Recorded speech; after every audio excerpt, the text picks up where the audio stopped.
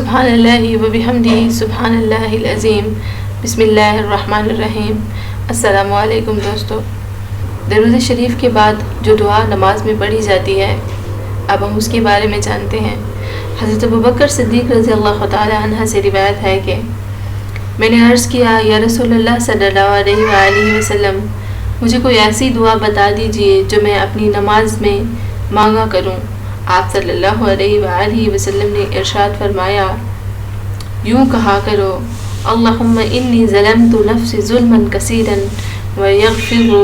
ویغفر الذنوب الا انت فاغفر لمغفرات من عندک وارحمنی انک انت غفور الرحیم۔ اللہم انی ظلمت نفسی ظلما کثیرا ولا یغفر الذنوب الا انت فاغفر لی مغفرات من عندک وارحمنی انک انت غفور الرحیم۔ اے اللہ، میں نے اپنے اوپر بہت ظلم کیا اور تیرے سوا کوئی گناہوں کو بخش نہیں سکتا۔ بے شک تو اپنے فضل سے مجھے معاف فرما دے اور مجھ پر رحم فرما، بلا شبہ تو ہی بہت معاف کرنے والا اور بہت رحم کرنے والا ہے۔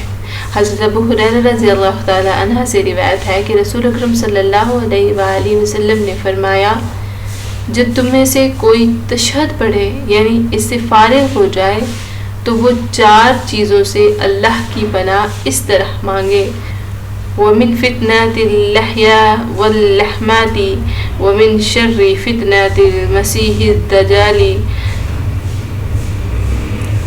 الدجال، اور زندگی اور موت کی آزمائشوں اور دجال کے فتنہ سے پناہ مانگتا ہوں۔ انشاءاللہ تعالی ملیں گے نئی ویڈیو میں نئے وظیفے نئی دعا کے ساتھ۔ اس طرح کی مزید اسلامک ویڈیوز دیکھنے کے لیے ہمارے ساتھ جڑے رہیں۔ Subscribe my channel. Thanks for watching.